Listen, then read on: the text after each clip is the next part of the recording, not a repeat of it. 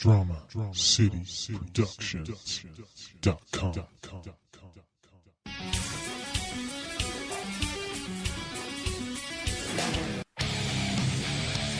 You are plugged in for the Podcast Wrestling Society, where you can get dynamic weekly pro wrestling and MMA-related content.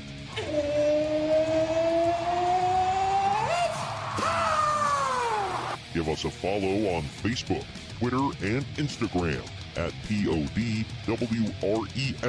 Society so that you can stay in the know. Faith is the place, and the sky's the limit. And if you like what you hear, give us a 5-star review and hit that subscribe button. Woo! Woo! Woo! Woo! Now, your host, he is the One and only Troy Adams. Well, let me tell you something, brother. Welcome to another Wrestling Wednesday, brought to you by the Podcast Wrestling Society, Jack. I'm your loving leader, benevolent host, Midwest monster, and the man with the palest, smallest arms in podcasting, dude. I am Troy Adams. And joining me today, he is most certainly a good brother. He is the Brutus, the barber beefcake to my Hulk Hogan. He is Greg. What up, Greg? Cutting and strutting. If you didn't say it, I was going to. Oh, man. The man who I have a Jax figure of. Oh, freaking course you do. I have... That's become a running thing on the show, by the way. It is. You know what? It's the most obscure guy in the entire world. I bet Troy has a freaking Jax figure. Oh, hell yeah. Did I ever tell you I have three? I think only 3 of Hulk Hogan. I have the classic red and yellow in the banana hammock. I have the... Got that. Hell yeah. I have the one where he's in the Rip colors, but it was like the American made, you know? Want that one. Yeah, I have that one. He came with like the silver belt. And then I have Hollywood Hulk Hogan where he's got like his shirt permanently on. So, and he's in the red and yellow. Those are the Jax figures I have. And then Mattel, I have just the classic red and yellow in the banana hammock. And let's not forget that 2 Rob Conway's. Oh, hell yeah, I do. That one still gets me. Well, I have one that came in a 2-pack with Rene Dupree for La Resistance, and then I have one where he's the con man. That one I did not buy on my own. It was a gift from my father, and I was just like, oh, thanks, I guess. I think that's more like punishment, but whatever. Like, I got you a figure. I'm like, did you? Like, all right. But all right. Yeah, we can talk. Yeah. But, yeah, so there's going to be more figure talk today. Trust me on that. Because we are in the year, 1989 for WrestleMania 5 today, Greg. Which means that... Unofficially, the first WrestleMania I've ever seen when I was a kid. Oh, did you watch it, like, years later, or were you, like, 5? No, I watched it the next year. Oh, okay. Right before I watched WrestleMania 6. Nice. Which I saw live on pay-per-view. Oh, so you started watching when you were 6? Give or take. Oh, okay. Cool.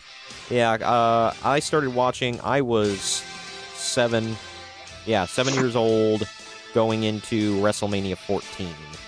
So that's when I started watching. I got kind of backdoored into it because my dad was like, we were like watching cartoons Saturday morning, and he's like, here's Livewire, check this out. That was random as hell. Yeah, well, because he was Livewire. Ooh. Well, because he was flipping through the channels, and he's like, wrestling is on. He's like, you know what? You're old enough. Come here. Anyway, yeah, lots going on, man. Before we officially get started here, I got to my Monster. Roll Tide. Yeah, it's not quite a beer, but it is Monster. It keeps me energized throughout the show. I didn't have one last week, so I was a little scatterbrained at times. But got to announce a couple of things. First off, TJ's pregnant. Wow, no. What the hell? First off, the usual shilling of stuff I do want to tell you about. If you go to DramaCityProductions.com, there's all the great podcasts besides just this one listed there. Of course, we're there, but there are a ton of new podcasts. There's nerdy ones, sports ones. There's a karaoke one. There's a ton of them. Just go check them out. They're all over the place. There's a trucker one. Just tons of variety of podcasts. We will advertise some later on during our promo breaks. But if you go to DramaCityProductions.com/PodRest Society, there at the top of the page, we have the links to our Redbubble and Spreadshirt stores. And I'll tell you what, I like some of the designs we have. I know you have some of your favorites, Greg. You can get t-shirts, hats, mugs, bags, bunch of stuff. You can, represent the podcast by getting a logo for the podcast, or you can get some cool other artwork that we have there, including Uncle Dave says plans changed, and it has 5 stars across the bottom of it, so you know what we're talking about there. And if you go to Japan with a shirt on, a 6-star magically appears. Exactly. Sometimes like if you get near the Tokyo Dome, you'll see a 7th one start forming. That's crazy. Yeah, it's magic. But don't take our word for it. Buy the shirt and test it out. We're stupid. But anyway, some great stuff there. Also, as always, go to WrestlingWithWrestling.com. Lots of great content there, including other podcasts, videos, and recaps of stuff here in the United States, wrestling-wise, or abroad if you want to know what's going on in Japan or England or Germany or whatever. They've got wrestling across the world recapped. Videos and interviews and podcasts from all different sources. You have us, of course, and that's the most important thing. And then, Greg, you and I only talk once a week. We only do this podcast once, and we miss some stuff between shows. So, there's news that's updated daily you can keep up with at WrestlingWithWrestling.com. They are covering all 4 corners of the ring. And finally, last thing I got to plug, I'm very excited about this. Greg, we have a Patreon. Well, is it like that? Is it like that? Well, you know what that means. Had to hit it. Oh, yeah. Bro. Hey, you gave me the opening, and I always take that opening for air horn. But we have a Patreon account. We made it super easy for you. Go to patreon.com/PodRest Society, just like the social media tags. And there we have various tiers. They are all very cheap. You can pay to get extra bonus shows where we do show recaps, we do rants, and all that other stuff. We have where you can vote for what you want to hear for bonus content, and right here on the podcast. And like I said, it's all very cheap. There is a third category on there. We have our reviews and previews. We have a pick your review, and then we have deeper dives and personal profiles, where Greg, you and I were talking about doing that for a while, where we do more like one subject on one person or thing, and we just take a deeper dive into it. And the thing is, it's all bonus content. You're going to get a bunch of cool stuff, and it's not timed. Like this podcast, we try to keep it in a certain time range. On there, it can be 30 minutes, or it can be 2 hours. You never know, and it's great bonus content. Drop some cash. Become a paying member of the society. Again, it's patreon.com/PodRest Society. Right now, if you go there right now, there is a long show. Kyle and I did a review of Elimination Chamber, the fallout from it, and then we also talked some of the latest news and rumors and whatnot, and I went on a long rant at the end of the podcast, or bonus show there, so if you're interested in it, go check it out. It's only $1. Yeah, and your money's going to help send TJ to the Survivor Series, hopefully, so. Yeah, you never know. It'll help send me somewhere, I'll say that. But, yeah, so that's that for just all that bonus show content for the reviews and previews, which I will no longer post on our YouTube account. That's only $1. Great deal. For $1.50, you can vote to pick what we are doing here on the podcast. So, and for bonus content, we'll put up polls for both. That's $1.50. And you get to pick what we talk about. And then for $2, you can get the deeper dives and personal profiles that Greg, you and I will start diving into here before long. I have a feeling that we may bring up another person we have talked about in the past, and Mr. Vincent Russo. I'm not making any promises, but I just have a feeling. Why? How can you not? There's so much stuff to talk about with that a-hole. I think it's going to be fun. Sad. It's going to be good. sad and pathetic, but it will be fun. I will have fun with it. All right. Well, with all that shilling taking place, I have a feeling we'll plug it a little bit more later in the podcast because, I mean, so much great content for so cheap on Patreon. Might as well go check it out, just for the hell of it.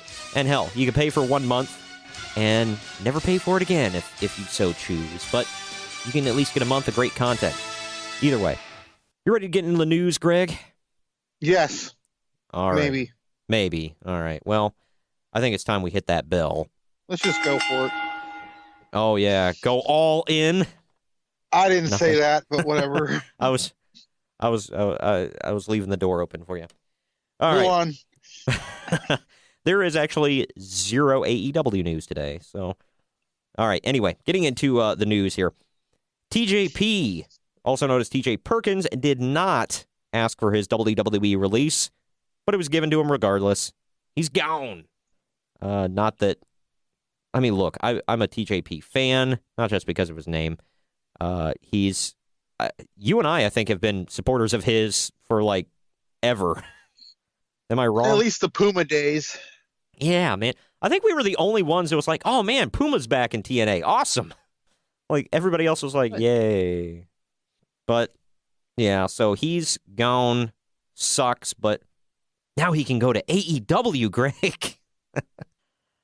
I actually hope he goes to Ring of Honor. I think he'll do better there, but... I do, too. Or New Japan. I don't know how much he likes Japan, but one of the two. If he goes to AEW, Ring of Honor isn't great. anywhere near LA either, so who knows? Yeah, Oh, true. PWG, there you go. Yeah. There's them.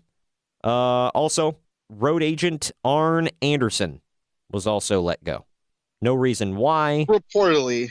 They said it hasn't been official yet, but Yeah.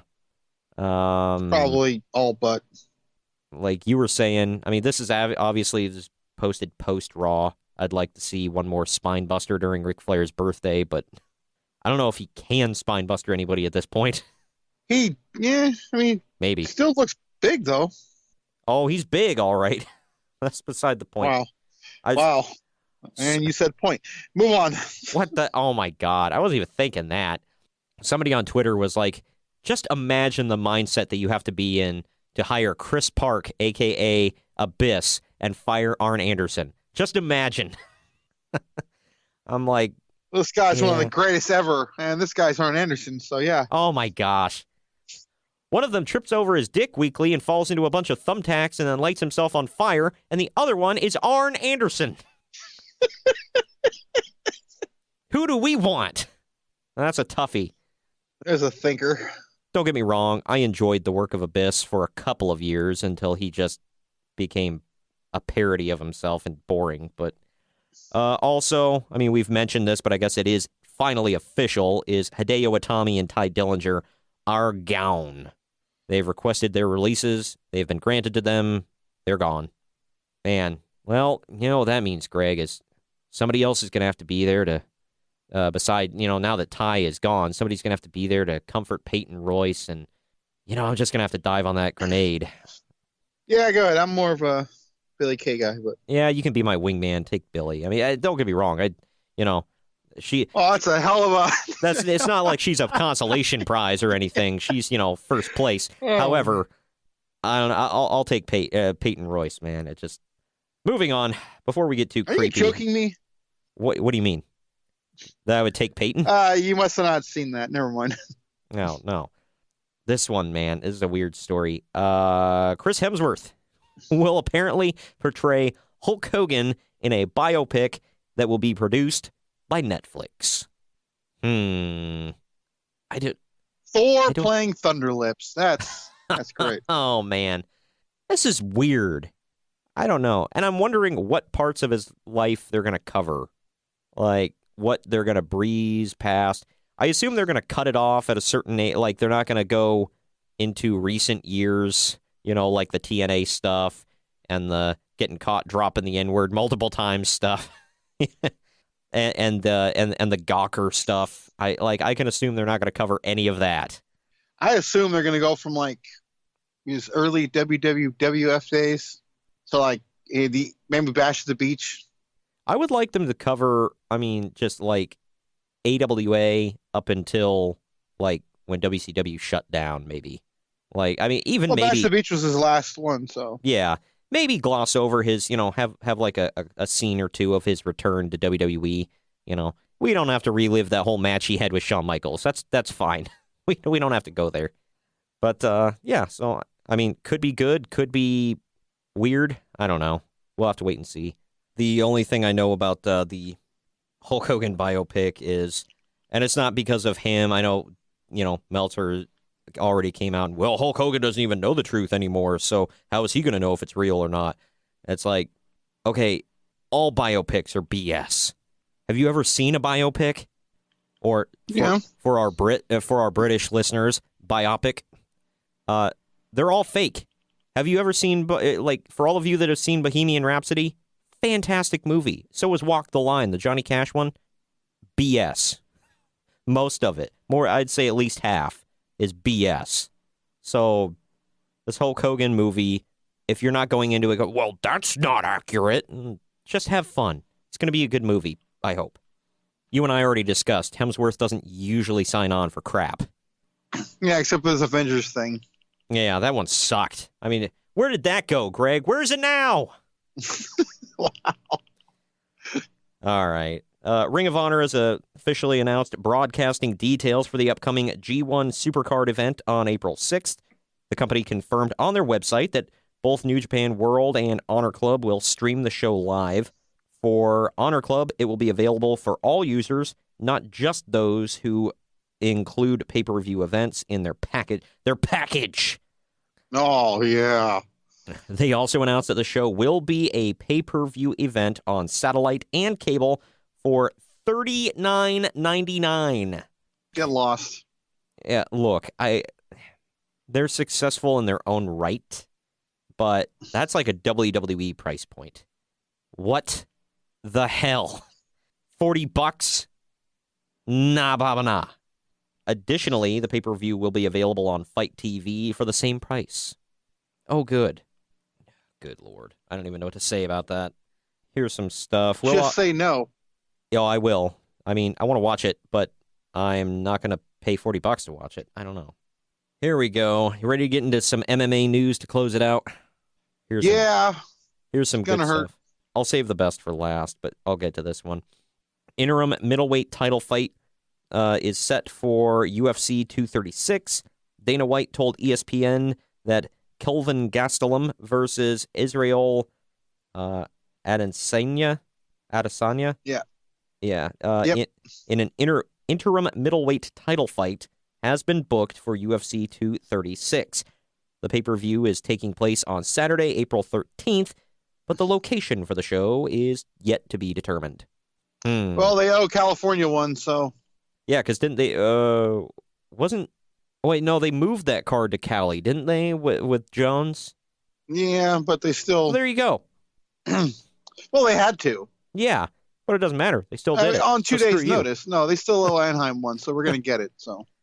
Oh, Grandma doesn't do Anaheim. They went to the third worst freaking stadium in all of California, or arena for that. So, yeah. What's the third worst? And I didn't know you ranked them like that. Yeah, I know. Well, what is the third worst? Let's see. I gotta say the Coliseum is probably the worst. Okay. And the Cow Palace is probably the second worst. You're considering, or you're qualifying the Coliseum, because I mean that's like an arena. Yeah, just all the arenas. Okay. Yeah. Oh, okie doke. Well, yeah, I was gonna say I've heard from multiple people, you included, that the Cow Palace is a dump. Yep. But then again, it was made as a gigantic barn/rodeo place, so that's why it's called the Cow Palace. Like, literally, that's why. The final story that I have here, I think you know what it is. It breaks my heart, because this guy is my favorite fighter of all time. UFC's George St. Pierre, GSP, Rush, whatever you want to call him, is announcing his retirement. Boo! I really wanted him and Khabib in November. I know, right? Like, why? Does he not think he can beat him? Or at least put up a good fight? He's been, like, out of the... I think you would slaughter him, but... Yeah, he's been out of the octagon for, like, ever. And now he's just like, screw it. I don't know. That breaks my heart, man. Well, he went out as champion. Yeah. Well, I mean, so did Chael Sonnen. So. It's true. And undefeated. Yeah, the undefeated, undisputed champion. So nobody could take that away from him because it wasn't around his waist. It was in his head. Chael P. Sonnen, and the P stands for undefeated. What? He says this. Oh, my. Of course he freaking said that because Chael is a crazy man. Does he still fight in Bellator?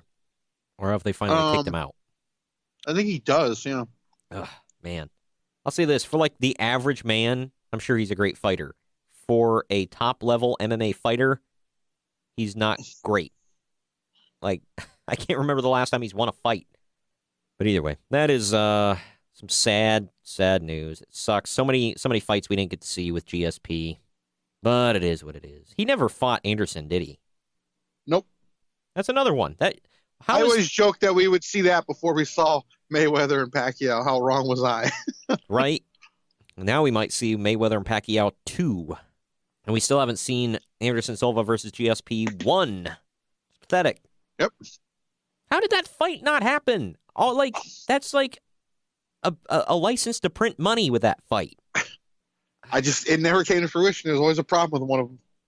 And you really could have had that fight anywhere. I mean, obviously, if you had it in Canada, Anderson would have got booed out of the building and might have gotten stabbed on his way to the cage. But old school NWA style. I mean, Dana always said the plan was to have it in America on neutral soil. So yeah, I would say America. That'd be the smartest one. They could have had it in Lincoln, Nebraska, man. That's where MMA goes to thrive. What the hell? What? That's like one of the most obscure ones they had, where they had UFC Lincoln, and I was like, why? Out there amongst all the corn, you're gonna have an MMA fight. Well, we gonna put up this here octagon and have the guys come out. Hillbilly white fight like that one. Look, that's why we got the chicken wire around the octagon, all right, so that they can't throw the corn in at the fighters during the fight, all right? Wow. We don't have any listeners in Nebraska, so I'm fine. Surprise. I'm going to hell, but I just imagine it like. Oh yeah, but not for that. Well, yeah. Have you seen the Blues Brothers? Yeah. Okay, you remember that part where they performed Rawhide in the Hick bar? Mm-hmm. Yeah, I imagine it that, but instead of getting beer bottles thrown at them, they're getting corn whipped at them. Wow. I don't know. I'm a dick. Anyway. All right, well, we're going to take our first break here before we dive into WrestleMania. We're going to recap what happened at WrestleMania 2, 3, and 4 before we dive into 5 officially. I need 5! But 3 ain't enough. Oh, yeah. But we're gonna do that when we come back. We're going to jump into all that. But right now, we're going to tell you about all the great other podcasts here on Drama City Productions Podcast Network. You can go to dramacityproductions.com and check them all out. You just click on the picture, and it'll take you right to their page where it's all updated with all the brand new episodes of everybody's podcast. And also, go to patreon.com/pod Rest Society for some great bonus content. We'll throw you a freaking bonus here. And what the hell? It's some great stuff. And it's real cheap. $1 gets you the reviews and previews. $1.50. 100 pennies, man. Come on. Exactly. Who doesn't have that? Slow down. You can find it in your couch. $1.50. You can make it competing at an HCW show. Come on, dude. God. $1.50 will get you a vote on what content comes up here on the podcast and on the Patreon account. And for $2, you get deep dives and personal profiles with Greg and I. So check that out. And Patreon. this vote isn't like American voting either. You know, we don't already know what's going to win. Oh my God! This may happen in Ohio, but not America. And no Russians are going to sway our votes. Oh my gosh! Just stop. We're going to take our break. When we come back, it's WrestleMania. Drama City Productions.com. You don't listen to the heavyweight chumps? Well, they're only the greatest podcast that wrestles with pop culture. You don't believe us? Well, listen to some of their fans. And for those of you that don't speak cricket, here's our translator, Mr. Harlan T. Bobo. It's like cotton candy in my ears right now, man. The Heavyweight Chumps. You can find us on iTunes, SoundCloud, Google Play, and Stitcher. Every Monday and Thursday, same fat time, same fat channel. Drama City Productions.com. Hey, it's Chris from the Stackcast. Join myself, Christian, and Missy as we bring you all the gaming news you need to know. With our penchant for sarcasm, we're throwing out all the social justice bullshit and are giving you 100% uncensored gaming news and opinion. So follow us down the rabbit hole that is our minds, and may God have mercy on your ears. All right, we are back, and that means that we're diving right into WrestleMania 5. But real quick, just to let you know, there were three, we'll say, big events before this one. You know, between WrestleMania 1, WrestleMania 5. You've seen every WrestleMania, right, Greg? I have. Okay, well, for all of you wanting to know anything about WrestleMania 2, it is in the YouTube archives. Go search for our review there. It is in the playlist for reviews and previews. Greg and I did one a while ago. In a word, what did you think of WrestleMania 2? Crap. Yeah, that's a pretty But good... there's three venues, so crap. Wow, 3 times the crap. That's a pretty good summation of the event. For those of you that didn't know, it took place in the Nassau Veteran Memorial Coliseum in Uniondale, New York, Rosemont Horizon in Rosemont, Illinois, or Chicago, and the LA Memorial Sports Arena in Los Angeles, California. Oy, it was 3 bad cards. There was only like 2 good matches on the whole damn thing. So if you really feel like, go and check it out. Our review was more entertaining than the actual show, so go check our review out. I'll say that. WrestleMania 3, this was the big one, man. I mean, however, didn't you say that the event itself was kind of crap? Yeah, other than 2 matches. Yeah, well, those 2 matches, for those of you that didn't know, WrestleMania 3 took place in the Pontiac Silverdome. There's a lot of disputed claims about the attendance and everything else. Supposedly, their record attendance, 93,173, largest record attendance for a live indoor event in North America, only to be broken in 99 by a papal mass by John Paul II in St. Louis, Missouri. That is an odd fact, but there you go. And they broke the Pope is a draw, brother. Brother, you put the Pope on the card, you're just selling the house out, brother. I don't know why I went a Hulk Hogan voice for that, but I'm an idiot. But WWE broke that attendance actually at AT&T Stadium for WrestleMania 32. That was a higher attendance, but again, highly disputed attendance numbers by all the marks. And by the marks, I mean dirt sheet writers like Uncle Dave. Because, you know, they were there, so they know. Well, yeah, he asked janitors at the arena, Greg. He knows. Oh, my God. Fun fact, those janitors are his nephews. My God. The big things about that show, to be remembered, Vince McMahon's famous welcoming everybody to WrestleMania. Aretha Franklin did America the Beautiful. And then, of course, the show was headlined by Hulk Hogan defending the WWF title against Andre the Giant. But the show was probably stolen by Ricky Steamboat versus Randy Savage for the Intercontinental title. And what was funny, it was like a tale of 2 matches here, because Savage and Steamboat was critically praised and named the Wrestling Observer Match of the Year. On the flip side, Wrestling Observer ranked Hogan versus Andre -4 stars. It wasn't a good match. It was just historic. Roddy Piper went on after this event to film Hell Comes to Frogtown, whatever the F that is, and They Live, which was actually a really good B movie, so go check that out. He made sporadic appearances on TV here and there, but he didn't pop up again until the event we're covering today, WrestleMania 5. And then There's just way too damn much to cover WrestleMania 4. It was a long freaking card. This was the first one, though, that took place at Atlantic City Convention Hall in Atlantic City, New Jersey. And who hosted the event, Greg? Mr. President. Donald J. Trump. 19,199. Huge crowd. WrestleMania 4. Biggest ever. Except WrestleMania 3 is bigger, sir. Nope. Biggest ever. Right here. Look at the crowd. Nobody beats this crowd. Huge. Big league crowd.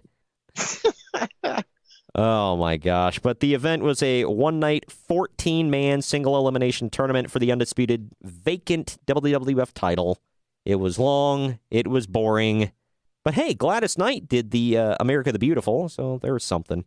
But the whole promotion for the event was pushing Hogan versus Andre 2, yet when they finally met in the quarterfinals of the tournament, they were disqualified in 5 minutes, 22 seconds, eliminating each other from the tournament.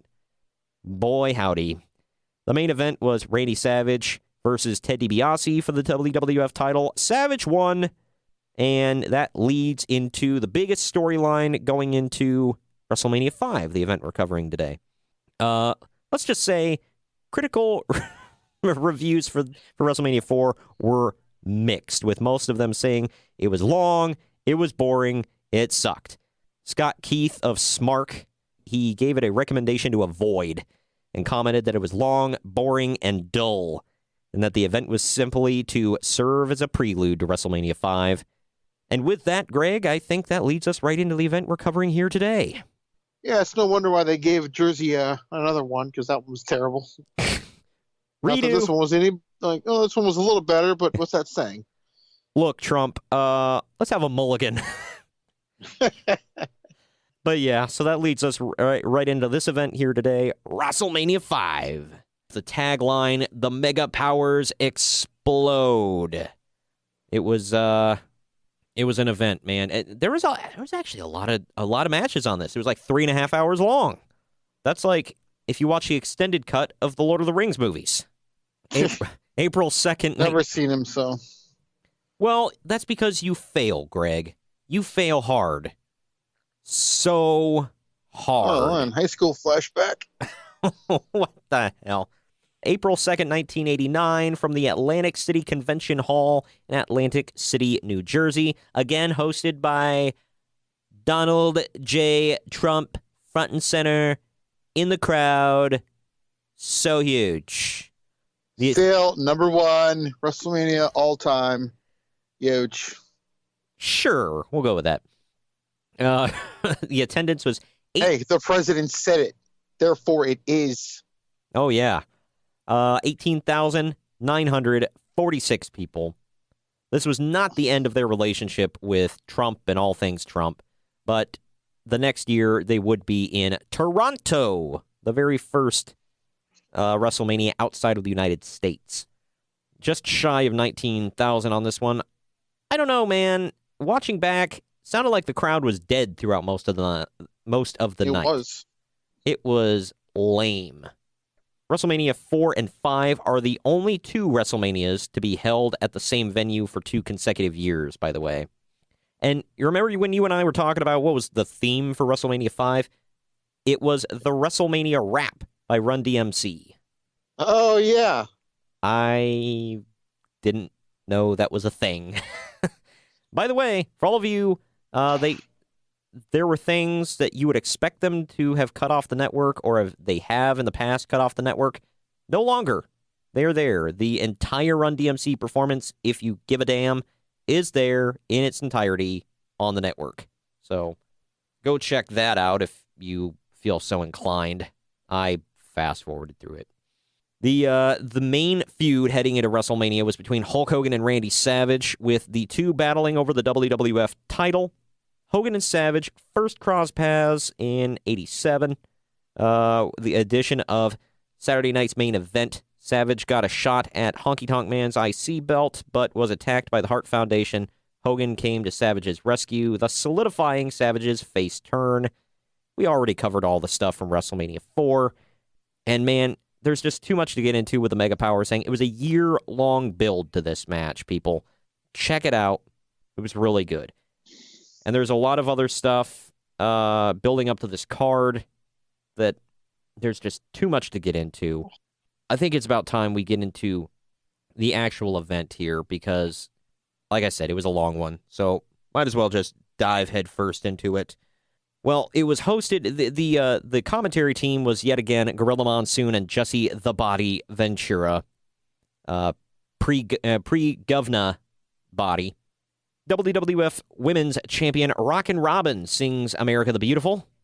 She is Jake the Snake's sister, for those of you that don't know, and she was terrible. I don't mean in the ring. I don't know if she was... was she a good wrestler? Do you know? I think she was decent. Yeah, well, she could not sing, and that came across here very clearly. Yeah, I said whoever thought it was a good idea to have... that thought this was a good idea should have been terminated immediately. Jesse rightfully buries her. Like, just his commentary. For day job. Oh, yeah. Jesse's brutal on commentary to some people here. She's one of them. The opening contest, man, just sets the tone for the whole night. Not really, but I mean, it is a fairly decent match, and I was expecting crap. It was King Haku with Bobby the Brain Heenan taking on Hercules. And coming to sell out the joint yet again. But for this one, Donald Trump can be seen front and center in the crowd. Haku attacks from behind and gets the upper hand. Hercules comes back with a hip toss and body slam. Clothesline send Haku over the top to the floor. And we get our first Pearl Harbor reference of the night from Gorilla Monsoon. Pearl Harbor job.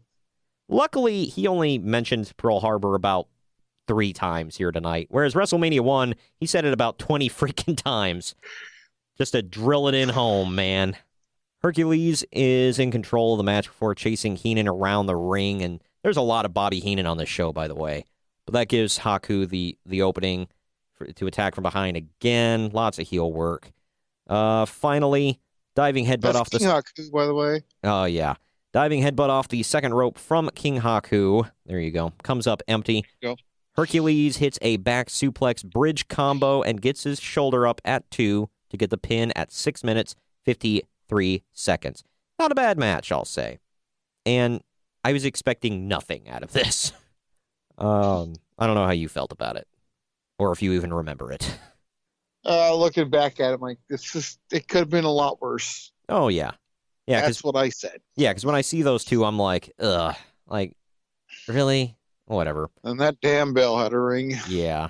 Well, Mean Gene Okerlund interviews the Rockers backstage, or as Gorilla Monsoon says, Shawn Michaels and the Rockers. I'm like, yeah. Okay.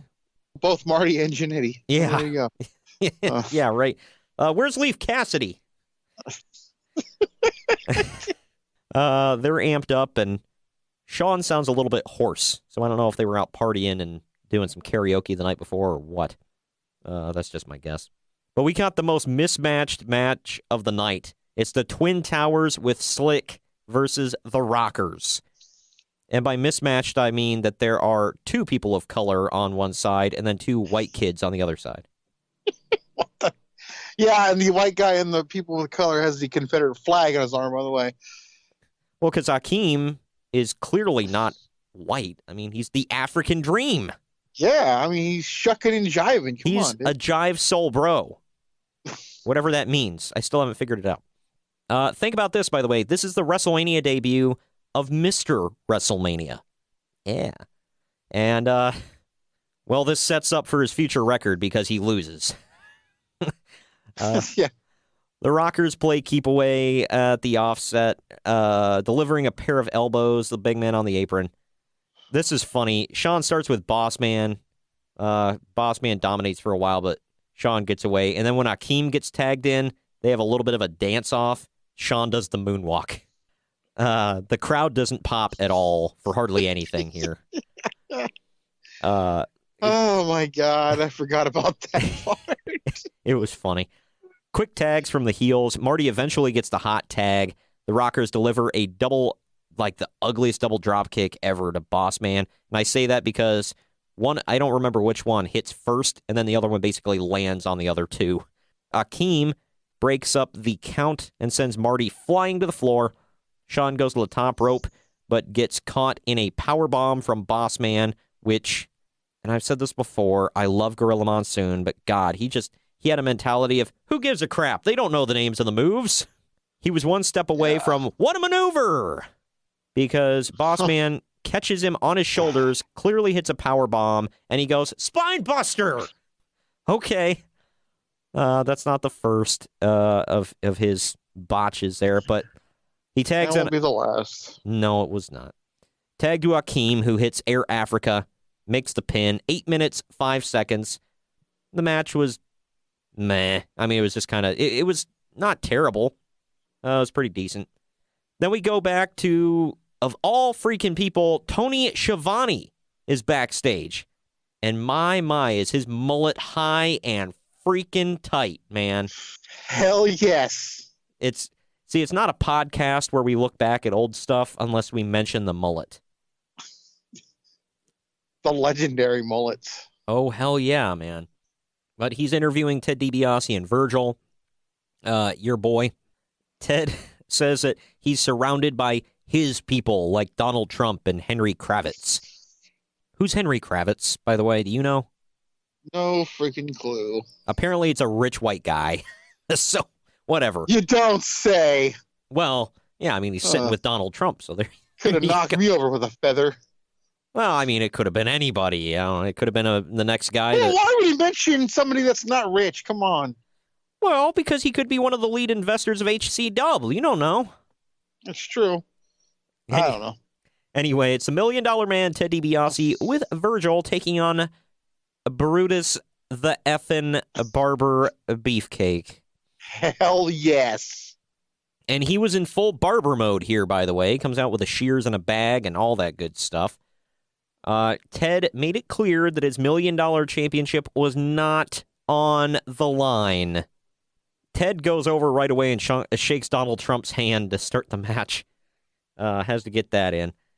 Beefcake takes control right away, sends DiBiase to the floor. Back inside, DiBiase takes control with a knee. They go back and forth for a while until Virgil grabs the leg of Beefer, which allows DiBiase. The leg. Hell yeah, it allows DiBiase to take control for a while, and he locks in the $1 Million Dream. But Beefcake reaches the ropes, breaks the hold. After a bit, Beefcake gets the advantage and locks in the Sleeper, which draws Virgil onto the apron.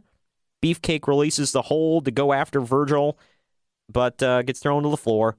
Virgil gets some shots on Beefcake, and then DiBiase attacks from behind on the floor. They end up trading blows, and both guys get counted out at the 10-minute mark. Blah. The match itself was not awful, but just, I don't know. I felt like a lot of Beefcake's matches had BS endings. Am I wrong? No. I think WrestleMania 6 he had a clean finish. That was it, though. Well, he should have had a hair versus hair match with Virgil right here. That would have been awesome. I feel like Virgil's in a can't-lose situation there. Yeah, exactly. Like what? Well, he's got to get that F money, man. Go to Olive Garden, get some meat sauce. But we go back we go to Lord Alfred Hayes, who is reporting from the WrestleMania brunch. By the way, Lord Alfred Hayes is so much better here than previously. Like, he's still not fantastic, but compared to WrestleMania 1, it's like night and day. Even from WrestleMania 2, he was still bad there. But he finds the Bushwhackers, who are just, like, downing a bunch of food. He asks some questions. They can't answer because their mouths are full. Alfred goes, ha, well, I agree, and blah, blah, blah. Back to you guys. I'm like, what did I just watch? Crap.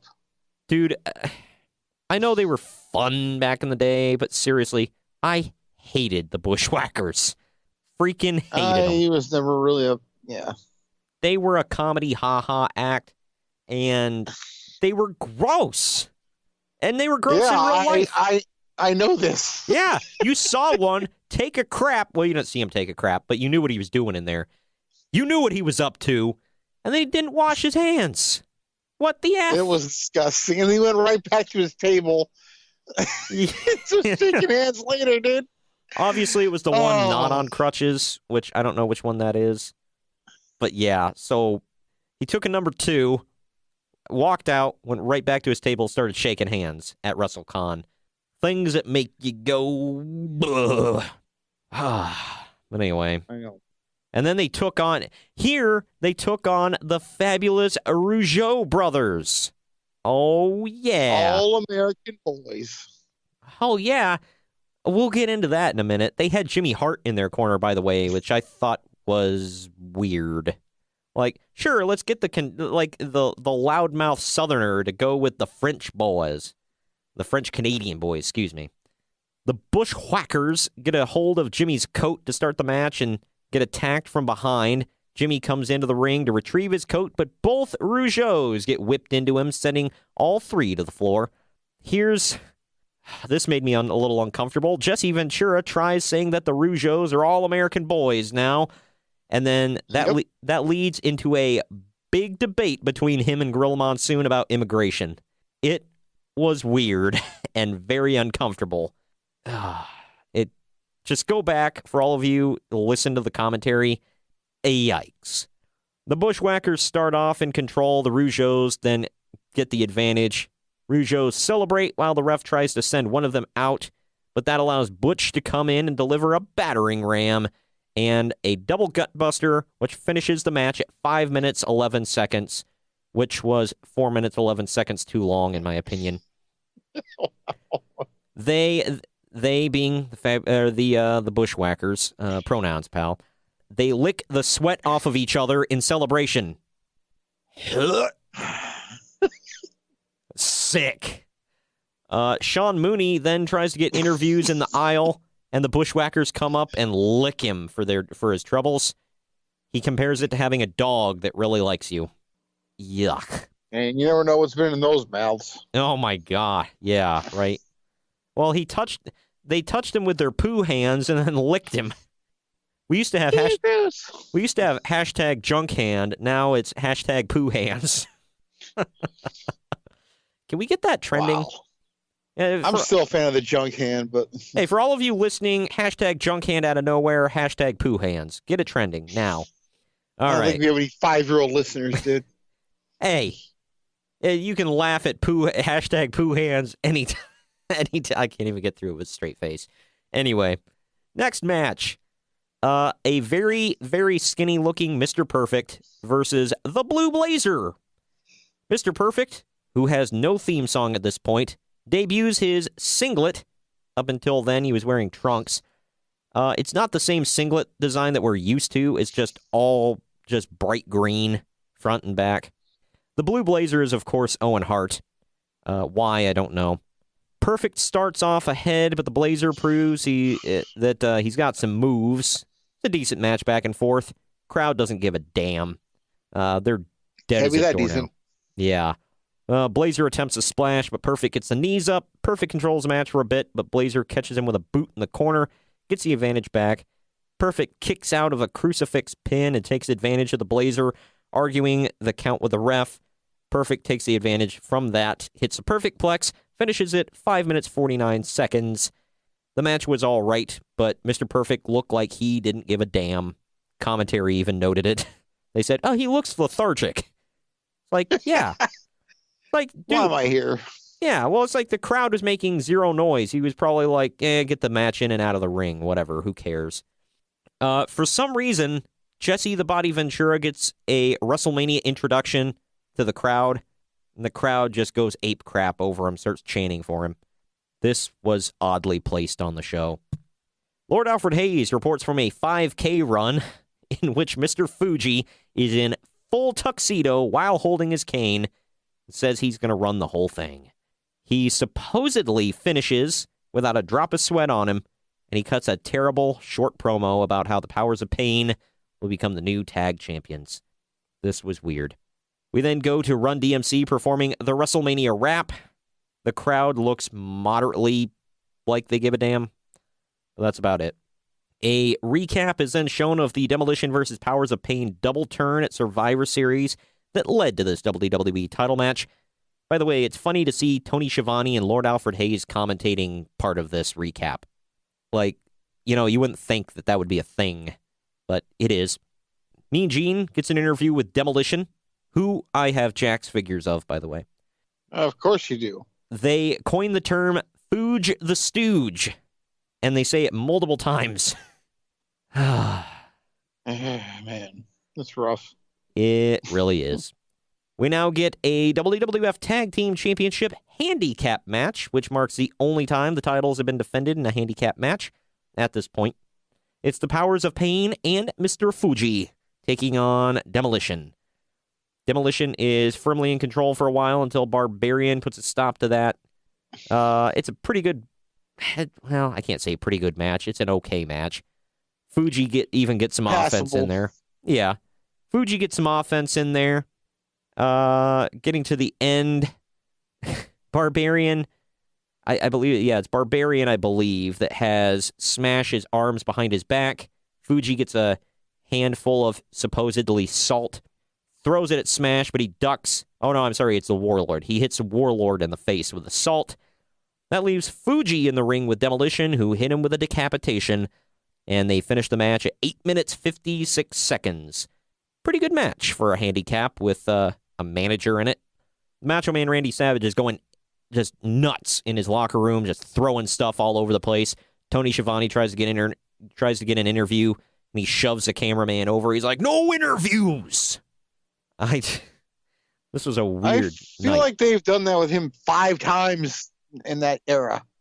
Yeah, and then they repeated it a few At some times. point, you think you would have learned, hey, he doesn't want to talk. Right? It's reminiscent of, in the archives now, in our 1995 review, I can't remember what event it was where he teamed up with Sting. And every time Sting would ask, "You got something to say, Macho?" He'd be like, "I'm not talking." Clearly he's very picky about when he does interviews. All right, next match made me scratch my head. It was Dino Bravo with Frenchie Martin taking on Rugged Ronnie Garvin. I don't get it. 2 French Canadians, they match up well. What do you? This match was just weird. I don't know. And Frenchie Martin on top of it all. By the way, Garvin, a former NWA champion. Oh, wait, no. Has he been champion at this point? Yeah. Okay. Then this was like right after, right? Mm-hmm. Okay. So he's fresh off of an NWA World Heavyweight title run. He's in a throwaway match with Dino Bravo, and he gets a jobber entrance.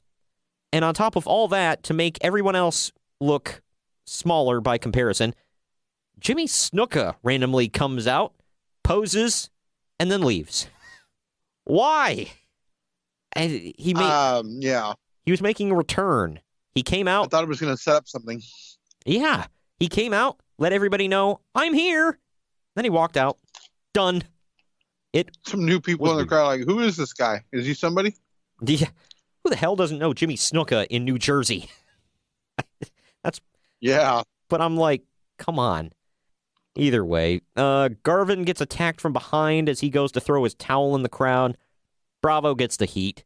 Garvin comes back with a right hand into some offense. Garvin chops the hell out of him in the corner. Gets hit with an inverted atomic drop out of it. Sidewalk slam from Bravo finishes the bout at 3 minutes, 58 seconds. Which, by the way, it's a sidewalk slam, which Gorilla Monsoon said, "Side suplex." Yeah. Why? Well, he didn't get better until a couple years later. Yeah.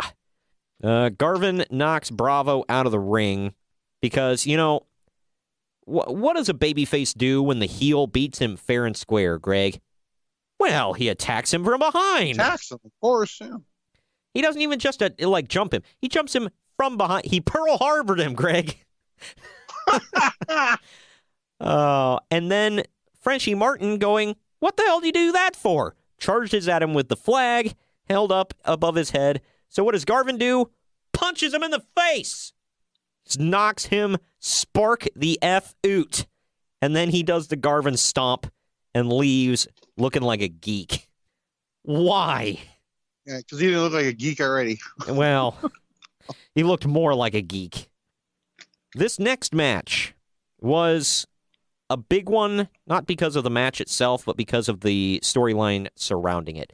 It was the Brain Busters, who I pointed out to you earlier, a team named the Brain Busters. Their manager was Bobby the Brain Heenan. So do they bust their manager? I don't know. I'll leave that one Whenever for y'all. he messes up. They are taking on the returning Strike Force. This was Strike Force's reunion after Martel returned from an injury. They get the shine. Yeah, what a reunion it was. Oh, hell yeah. They get the shine for quite some time on the Busters. Blanchard gets a thumb to the eye, breaks that up, tags in. Here's what happens with Tito really sets some stuff up here. Tito comes in with a tag as well and locks in figure 4 on Blanchard. Anderson comes in, break it up. Martel is in there, meets him, and they lock in figure 4s on him as well.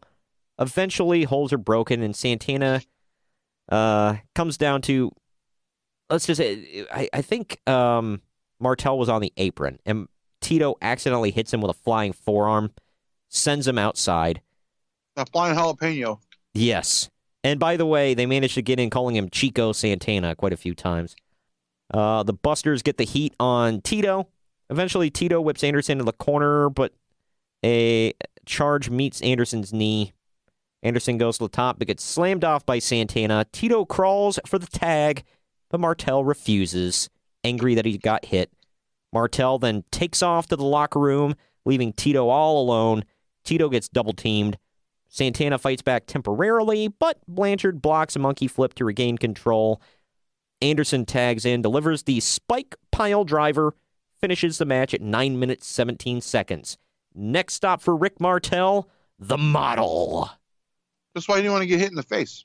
Well, exactly. He knew what he was doing next. That's the Moneymaker. We then go to Mean Gene Okerlund backstage, interviewing Rick Martel. Through his thick accent, he solidifies his heel turn, says he's tired of carrying Tito Santana. Oh, man.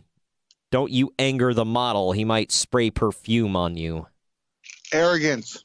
Yes. Oh, man. It's perfume, pal. God dang it.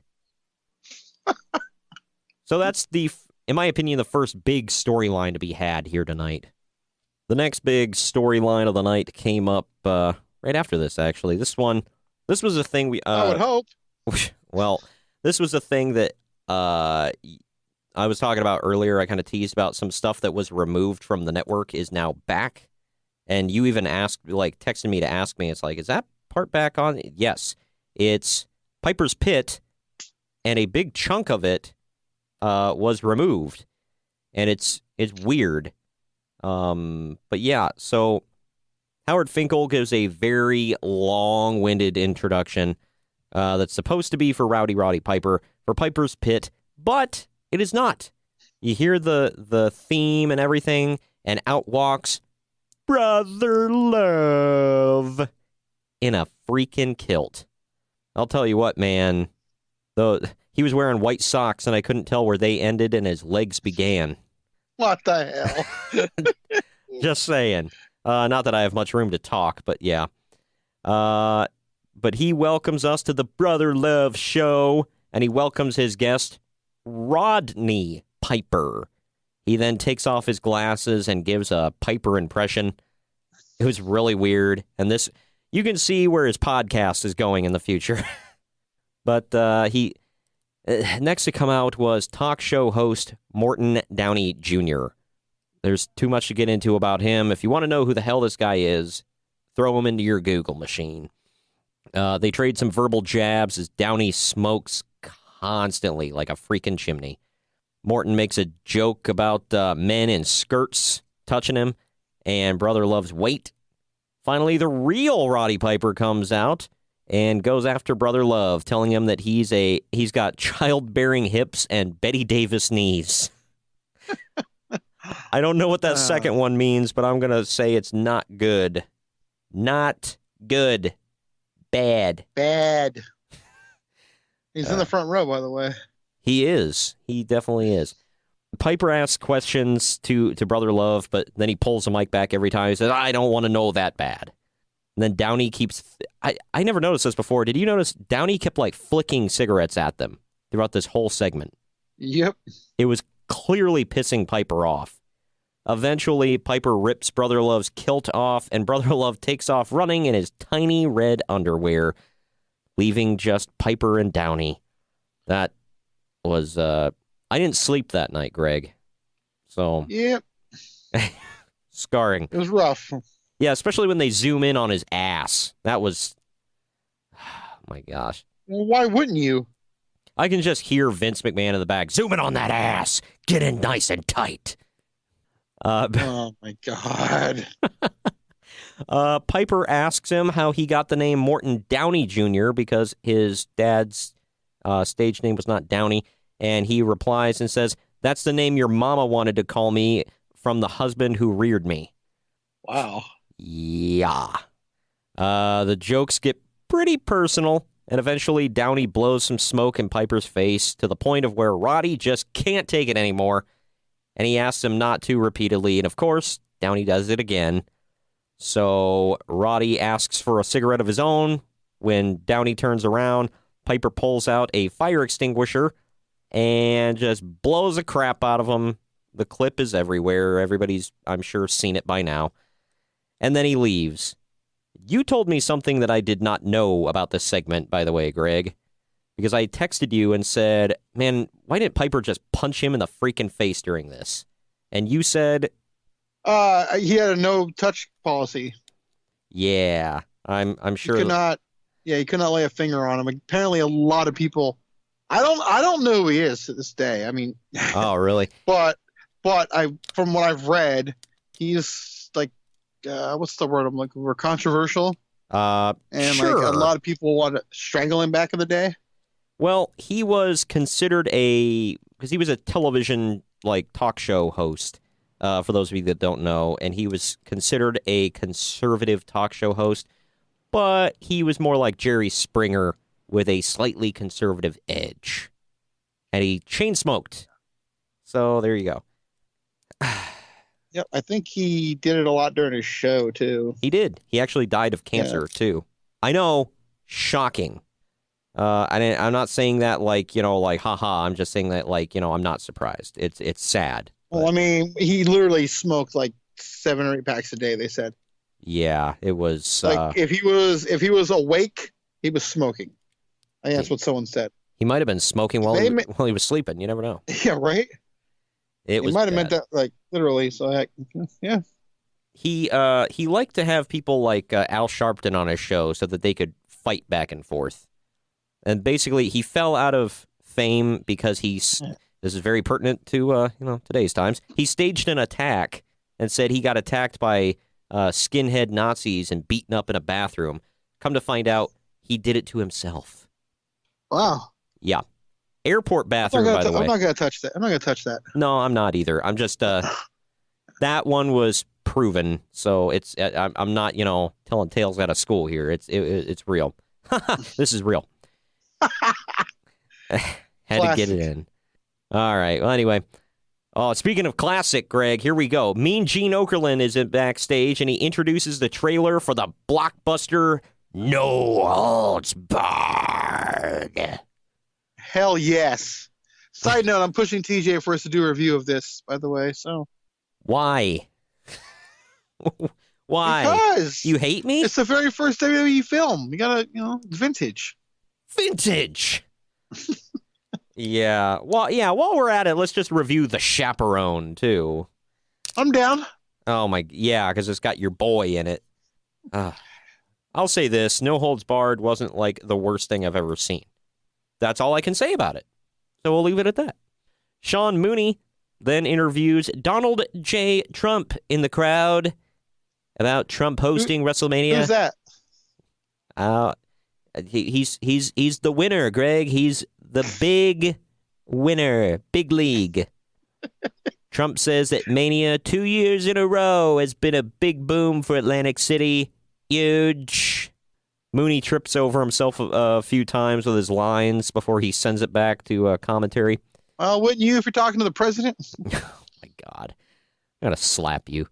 After this, Jesse Ventura gets very indignant about Hulk Hogan, quote, invading his territory in Hollywood. Ventura. Yeah.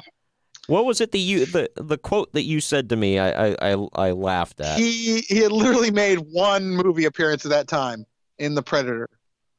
I'm like, yep. I ain't got you time were to in a bleed. movie. You were in a movie with a megastar, Arnold Schwarzenegger. By definition, that makes you a star too. Well, Like yeah. that's just, Well, yeah, because he let us know that chewing tobacco made you a sexual tyrannosaurus. oh my God. That was my favorite line from the film.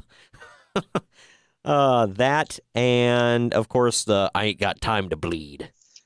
Like, two of my favorite lines. Really not get to the chopper? Well, no. Jesse Okay. the Body. Anyway, Ventura cuts a pretty good promo on Hulk, actually, saying, I've got a job for him in Hollywood. He can drive my limo. Then they recap the story of the Mega Powers, and we go to Mean Gene Okerlund getting an interview from Hulk Hogan. I will say this has got to be probably one of the best Hulk Hogan promos I've ever seen. I would agree. This was really good. It didn't really made you feel it. Yeah, well, and then on top of it all, he wasn't going stupid, crazy, drug-filled whatever, talking about we're doing the backstroke all the way from Florida, dude. And I'm like, okay. Now in the archives. But yeah, this next match was a match.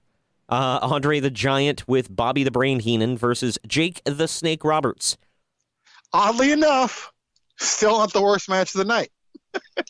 No, but it's coming. Well, yeah, it's coming. Stay tuned. Stay tuned. Oh, wait, we're not going with the Bushwhackers. No, there's another one that's worse. Unless you forgot already. I think I know what you're talking about. We'll get to that. Big John Studd serves as the special guest referee for this match. He does not look in shape, but I can't really tell. He's fresh off his Royal Rumble win, I believe. Yeah. Oh, really? Oh. Yeah. I don't know. Well, maybe it was just the clothes and how he was standing, because he just looked like if he was about a foot shorter, he would have just looked like somebody's uncle at the barbecue holding a beer. I don't think that's an insult to him. Well, yeah. I mean, his name is John Studd, so there you... Anyway, Andre attacks right away, sending Roberts into the turnbuckle. However, the pad has been removed during Roberts' entrance. Andre takes firm control. Jake actually gets the advantage back when he knocks Andre into the ropes and ties him in it. You know, the famous Andre spot. This allows him to beat away at Andre until he gets one arm free and gets the advantage back. He sends Jake to the floor. Jake catches a headbutt on the apron, sends him back to the floor. Then Studd gets into it with Andre, and this allows Jake to grab Damien. They kept teasing that Andre was scared of Damien. So Andre attacks Studd from behind out of the blue, and then all of a sudden Ted DiBiase is out there. Attacks from behind, taking Damien to the locker room. Meanwhile, Andre begins choking the hell out of Studd in the ring, while Jake chases DiBiase to the back. Jake gets Damien back, finally brings him back to the ring and chases Andre. And then Studd calls for the DQ at this point, giving Jake the win at 9 minutes, 33 seconds. I said boring and very overbooked. Well, I shouldn't say very. It was slightly overbooked. It seemed like there was just a lot going on at the end. You got Andre attacking the ref. You got DiBiase stealing the snake. You got Jake going after DiBiase. You got Andre running from the snake. It seemed, I don't know, seemed like a weird ending. My head hurts just hearing it. Yeah. Well, and then this was possibly the best segment of the night, Greg. Sean Mooney's back in the crowd, and he's trying to interview the audience or whatever, and he's up in the cheap seats, they keep calling it, and he interviews a guy who the only thing the guy can say is, Jake's the best! Jake's the best! That's all he says. Probably just bought an order from him. Anyways. What the hell? Oh, man. Dude, I'll tell you what, we just put on Pink Floyd's Dark Side of the Moon and drifted off, man. He's the best, man. Jake's the best. You listen to the Wall with the Wizard of Oz with the sound turned all the way down. Oh my god, that old thing. I will say that's always that was a famous thing. Like Jim Cornette said when he called Jake the Snake to figure out if he was coming back to defend the title in Smoky Mountain. He said he got his answering machine and it was Jake talking over. He had Comfortably Numb playing in the background of his message. Oh my God. He was like, which pretty much summed up his entire wrestling run.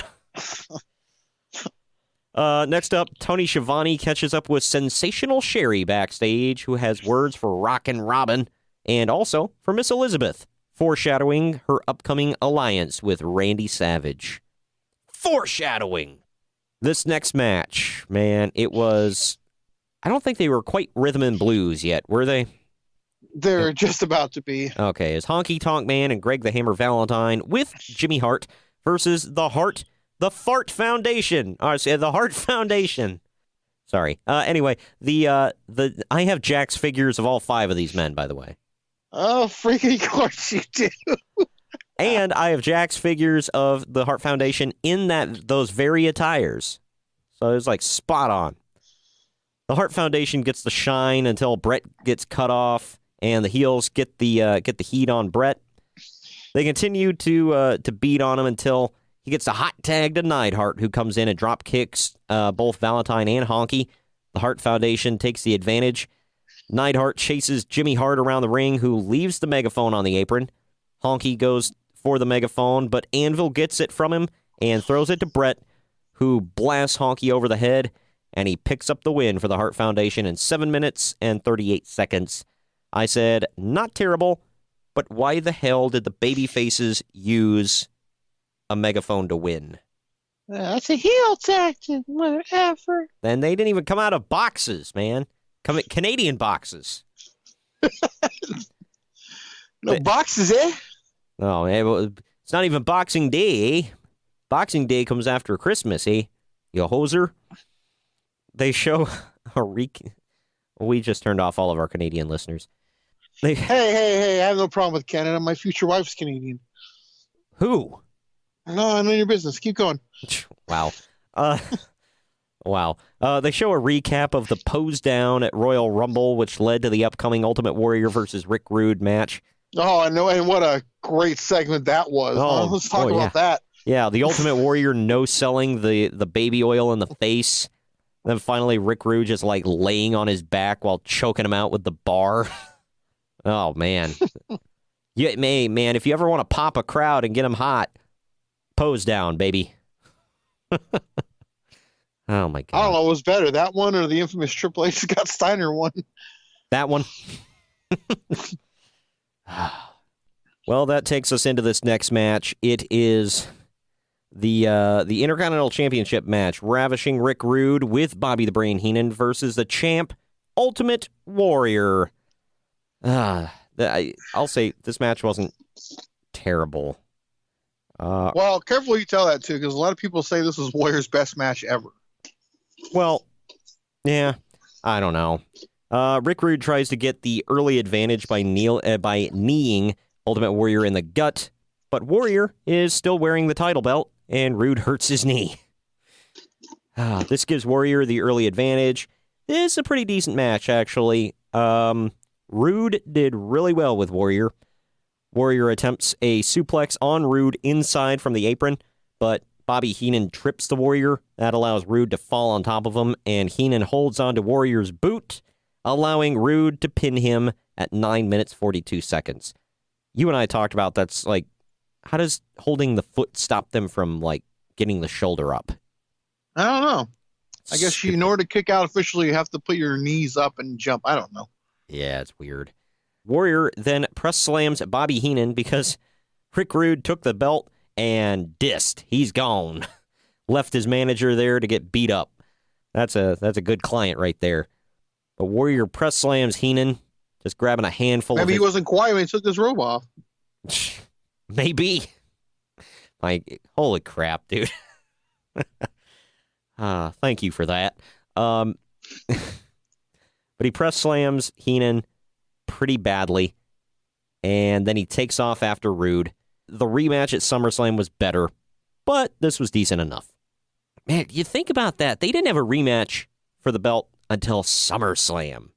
That's, 6 months? Yeah. That's crazy. Nowadays, it's like 2 weeks, if that. Maybe the next night. That's awesome. It's funny to think about how wrestling's changed. But yeah, I'm wondering, well, okay, he might have been doing press slams better at this point because I guess Warrior didn't know how to do a press slam properly, but nobody would speak up and say anything because he was taking on like jobbers and low-level guys and stuff. And it wasn't until he took on Honky Tonk and he did the press slam on him. I guess he wasn't grabbing him properly. He was grabbing like a handful of crotch and just like squeezing their junk while he's picking them up. And then just choking the hell out of them with the other hand, lifting them by their throat. As if that didn't choke him enough. Yeah. Wow. And I guess Honky told him, he's like, hey, man, you ever grab me by the nuts again, I'm getting my gun and shooting you.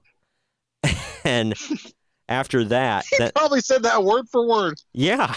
And they said, Pritchard even backed it up, and he was like, yeah, because up until then, we didn't know. Because, I mean, the jobbers aren't going to speak up about, the top guy doing that to him. So he's like, but Honky had the clout. He was like, I don't give a damn. So he's like, we had to teach him how to do a proper press slam after that. It's like, what the hell, dude? That's just weird, some of the things you find out later on. This next match, you hear the names on the match, and while the match itself wasn't great, this was not the worst match of the night. And we've said that a couple times now, which has to be a record. It was Bad News Brown versus Hacksaw Jim Duggan. This was exactly 1 year away from Bad News Brown taking on a very racist Roddy Piper. Piper painted... Well, this is a main event anywhere in the country right here. Well, you're damn right it is. Duggan and Brown beat 7 shades of crap out of each other.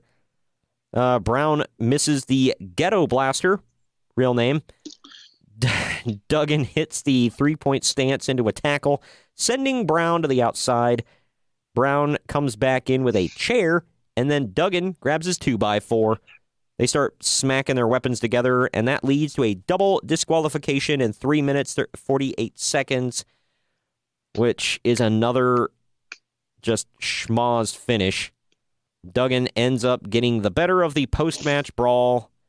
The match seemed pretty pointless, but it was high energy while it lasted. So, yeah.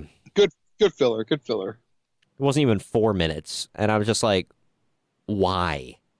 Well, it was filler because, well, we've got this coming up next. Mean Gene Okerlund Mean Gene Okerlund is in the back, and he's interviewing Red Rooster. Hell yes. Well, yeah, man. Dude, I'm going to be honest. I've never been I've never been motivated to go back and watch old Red Rooster stuff. Well, why not? Clearly you're not a fan. I'm missing out of wrestling. Yeah, right. Well, I'll get to that in a bit. But yeah, the Red Rooster gimmick was just obviously poop. But this was before my time. I don't really know a lot about Rooster, so he strutted, but when he strutted, he did like the head bob like he's a chicken. Oh yeah, it was the cock of the walk. That was the thing.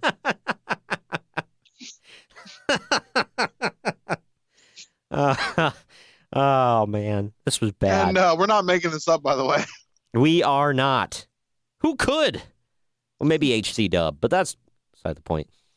But even with the constant farm and chicken references in this promo, I thought this was a really good promo.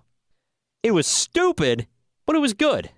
And I even said, it's sad to say, or it's sad that no one saw any value in Terry Taylor, in my opinion. Because yeah, if you go back and watch his stuff when he's just Terry Taylor, the guy is a damn good wrestler. Hell yeah. But they didn't like him in WWE because he's like, he can rub people the wrong way. And they said, well, he thought he was Ric Flair. Like, so what? Buddy Landell thought he was Ric Flair, and they pushed him to the moon in Smoky Mountain. Like, good grief. He was a damn good wrestler, and even, like, the critics, like, pump him up. Because if you go back, he had a match with, like, Nikita Koloff, and they were saying on Wrestling Observer Radio, they were like, man, he got a damn good match out of Nikita Koloff. And that right there shows you he was great. Yeah. But who is the Red Rooster taking on, you might ask? Well, it's Bobby the Brain Heenan.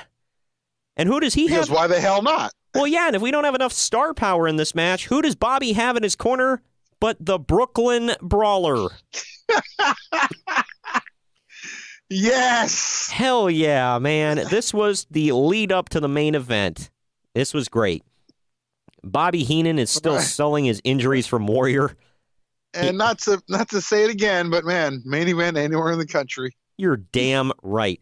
I personally wanted to see Brawler versus Rooster, but I'm jumping ahead. Well, we did on Saturday night's main event. That's what built man. up this. Yeah. Oh, man. Oh, I got to go back and watch now. How did I miss that? Either way, I don't know. Bobby Heenan, like I said, selling his injuries from the Warrior. He doesn't want any part of Rooster. Rooster whips Heenan into the buckle and tries for another, but Heenan reverses it into the opposite buckle. Heenan then charges in with a shoulder block, but misses, and then Rooster rolls him up, covers him to get the win in 31 seconds. At least it was short. I don't know the point of this at all. Because I thought the whole point of, like, usually when you're like, I finally get the manager in the ring, they try to postpone the match, like, as much as possible because they want to beat up the manager, right? Right. But this one, they're like, nope, roll him up, pin him. Like he was scared that Bobby Heenan was gonna, get the win here. Ruin the it. Famous Bobby Heenan shoot. Well, hell yeah. Like, almost like the Rooster was afraid of his unblemished record becoming tainted. So I couldn't say that with a straight face. After the match, the Brooklyn Brawler did get in. He beat down Rooster, and they leave. Whatever. This was WrestleMania, folks. Mean Gene Okerlund interviews Miss Elizabeth in the backstage. She says that she will be in the neutral corner and will support both men. Might I say, and first of all, rest in peace, Miss Elizabeth. And going back and watching these old events, she was like roll tide, man. I'll tell you, there's all kinds of roll tide on that. She was lucky Macho Man, dude. That's all I gotta say. Tony Schiavone is now in the locker. We lost all our female listeners. Tony Schiavone is now in the locker rooms and says that all the wrestlers have cleared out of the locker room to watch this main event. Sure. It is the WWF Championship match in the main event, ladies and gents. It is the Macho Man Randy Savage taking on Hulk Hogan. This is the only world title match in history that I know of, or at least up until this point, where the champion enters first. I like how Jesse Ventura remarks about that, by the way. Yeah, he points it out. I didn't even think about it, because I have seen this match more than once, obviously, but the first time I watched it, I didn't even think about it until Jesse pointed it out, and I'm like, he's right. What gives? Apparently that was a Vince call, and Macho Man was not, for a shoot, was not happy about this. And I don't really blame him. I mean, sure, and I love Macho, but clearly Hulk was the bigger star. But still, it just, I don't know, makes the Macho look less than as the champion, you know? At least in my opinion. Either way, both men play psychological warfare for a while before having a great back-and-forth battle. This one was actually really good. One of Hogan's best matches, I'd say. Hogan gets busted open. Every time one of the guys tries, an underhanded tactic, Elizabeth does her best to stop it. So she is playing neutral here, which is cool to see. Finally, Macho Man berates her and threatens to smack her around. And then that leads Earl Hebner to make her go to the back. Macho uses his hands and his tape to choke out Hogan, then hits a flying elbow from the top and barely gets a 2 count. I mean, it was like 1, 2, and Hogan was out. I'm like, damn, dude. And then Hogan hulks up, and you know the drill here. 3 punches, big boot, leg drop, drive home safely. Hogan wins his second world title in 17 minutes, 55 seconds. Arguably Hogan's best match ever, as he becomes, well, I'll get to this in a minute. What do you think? You think this was Hogan's best ever at this point? At that point, maybe yes. Who do you think he had a better match with? Flair? Flair at Bash at the Beach '94, yeah, and then he had some really good. I matches really with liked that Vader. match with Piper at Starrcade though too. That one, yes, that was a pretty good one. He didn't, and I like Hollywood Hogan, but that was more over because of the gimmick, not necessarily his ring work. I felt he had a lot of bad matches as Hollywood Hogan. Am I wrong? Well, yeah, but no, you're not wrong. But also just because there were never no finishes. Right, yeah. Just a lot. I think in order for a match to be good, it has to climax at some point, but it just dies off. Well, it just dies off. It does. And like, I love the heel turn, but at the same time, I felt it was like super unrealistic with, as a babyface, he like no-sold everything and was like Superman. He becomes a heel. He's like the biggest chicken crap ever. And he has to have everybody else help him win. I'm like, what? All right. Either way. I did not know this, Greg. I had to go back. I was like, holy crap, they're right. This was the only...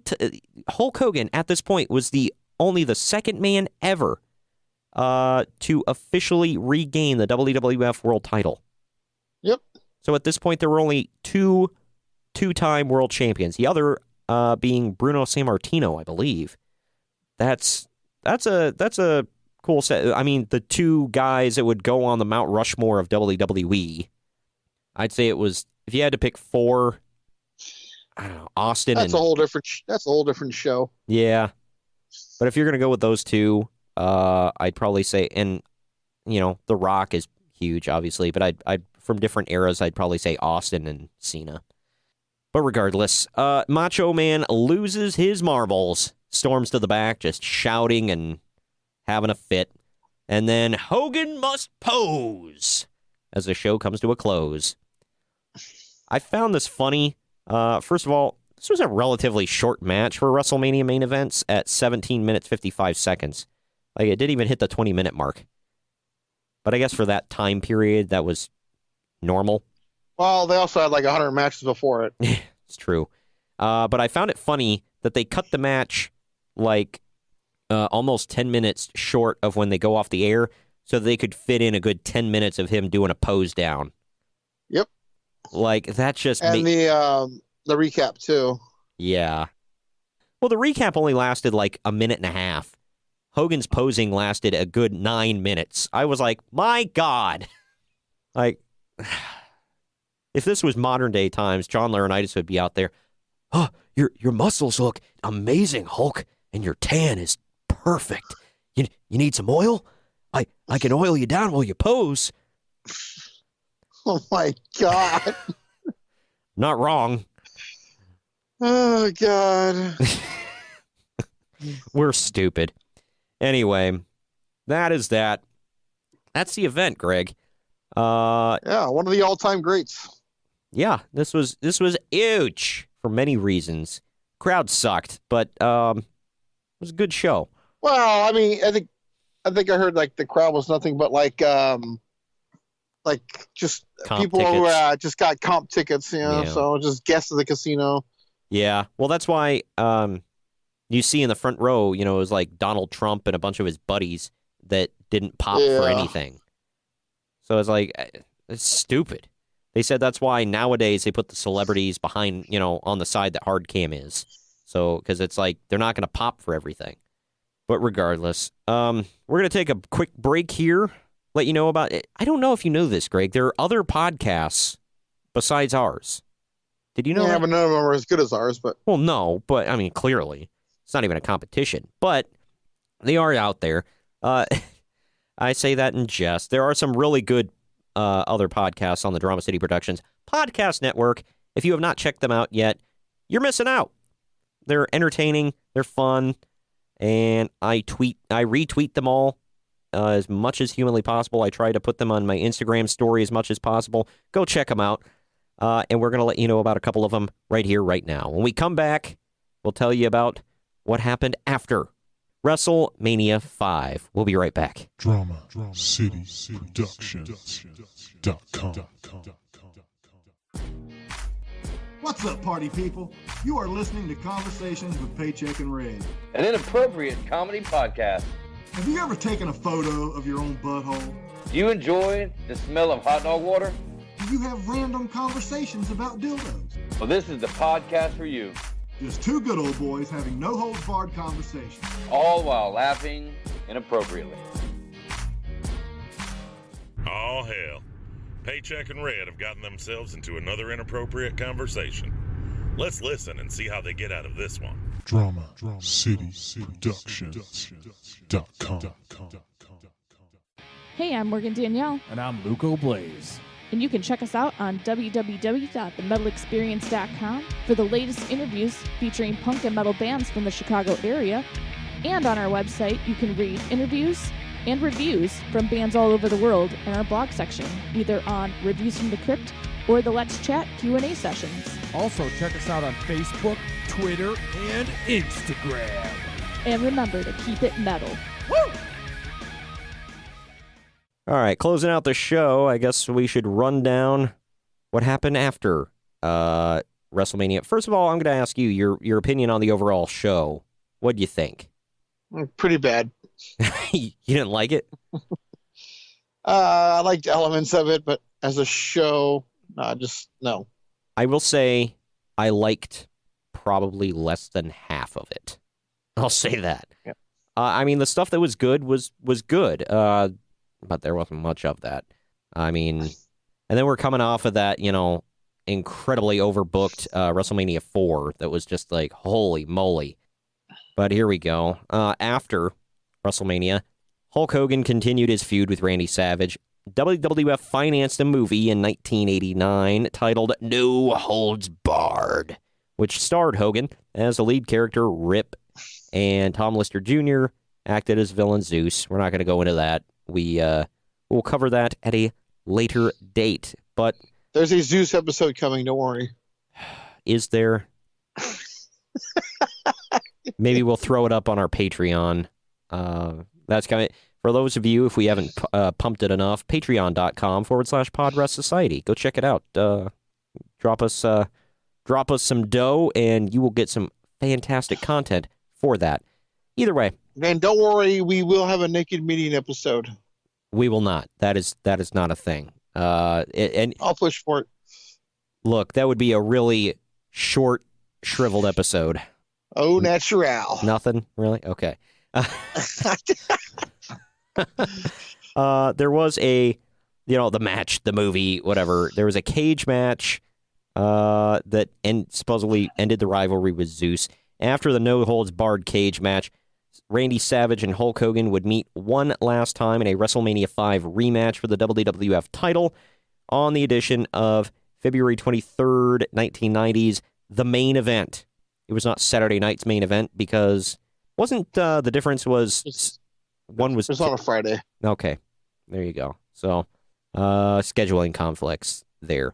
And Mike Tyson was supposed to be the special referee, but Buster Douglas knocked his ass out a month before. Yep. So Buster Douglas became the referee. There you go. Bruce Pritchard talked about that. He said he got the call. He wasn't paying attention. He got the call from somebody. They said he lost. He's like, who lost? Said Tyson. He got knocked out. It's like, by who? Said Buster Douglas. He's like, who the F is that? And then the guy who beat Mike Tyson. Yeah, and he's like, what the hell? And he said he called Vince, and Vince is like, on the other line with Tyson's people, pal. And he's like, I'll call you back. So, change of plans. But yeah, Buster Douglas counted the pinfall, and then he punched Savage in a post-match after Savage slapped Douglas in the face. Think about that. That could have been Mike Tyson, but instead, about 9 years later, he was punching HBK in the face in the main event of WrestleMania. So, there's that. But apparently, Savage found a new manager after the WrestleMania broadcast went off the air. Gene Okerlund attempted to interview Miss Elizabeth. Sensational Sherry interrupted the interview along with Savage, which caused Hogan to get involved and fall victim to a steel chair shot from the dethroned champion. From then on until WrestleMania 7, Sherry served as Savage's manager. And after Savage defeated Hacksaw Jim Duggan to become the king of the World Wrestling Federation in 1989, she became known as Sensational Queen Sherry. There you go.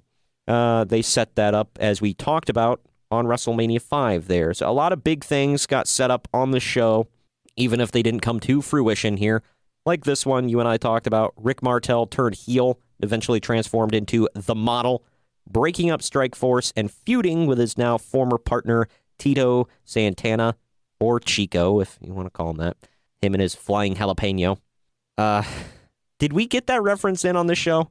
I believe I did, yeah. Okay. Yeah, we always got to get the flying jalapeno in there. That sounds dirty when I put it that way. I apologize.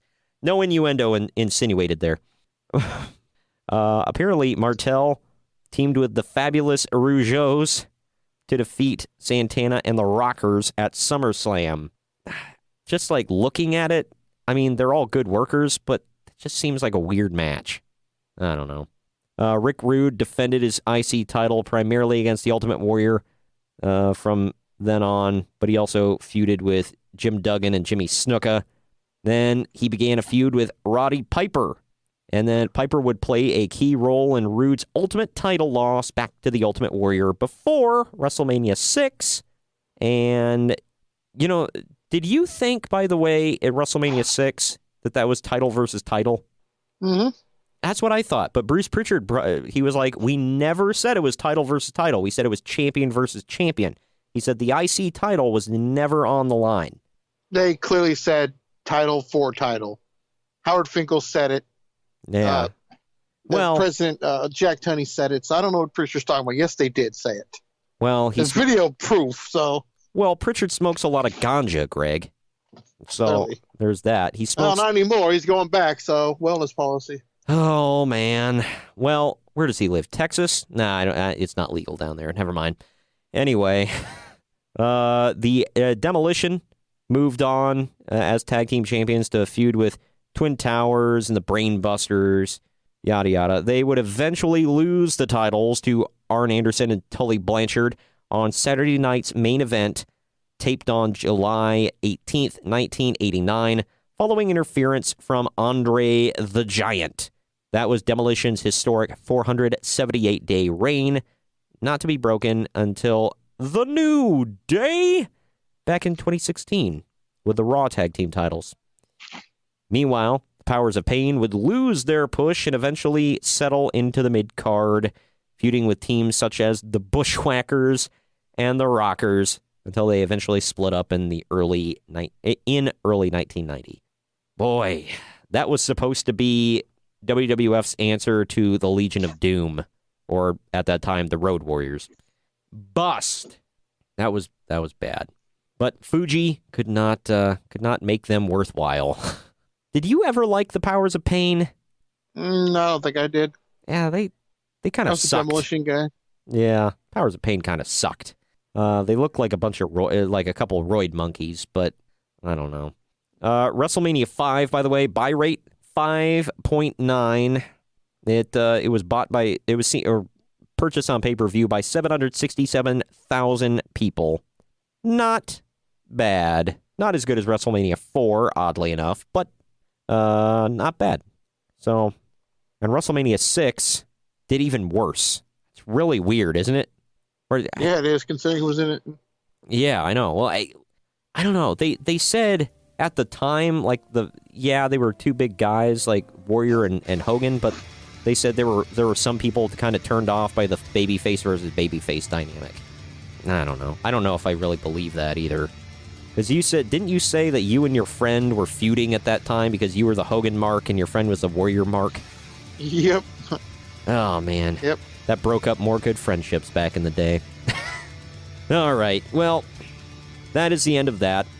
Anything else we need to say to wrap up WrestleMania 5? Yeah, it sucked. Enough said. You're not wrong.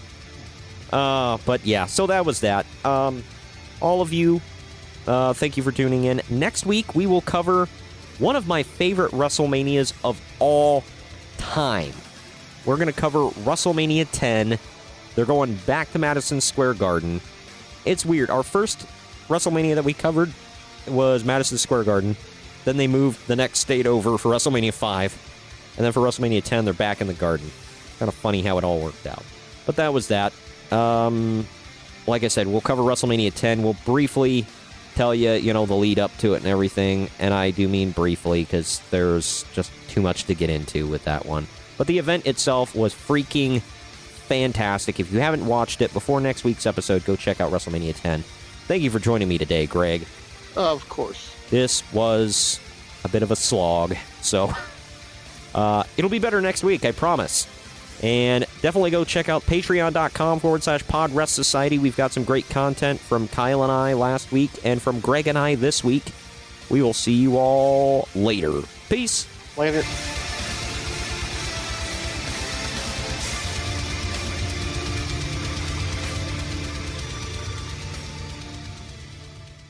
This has been a Drama City production.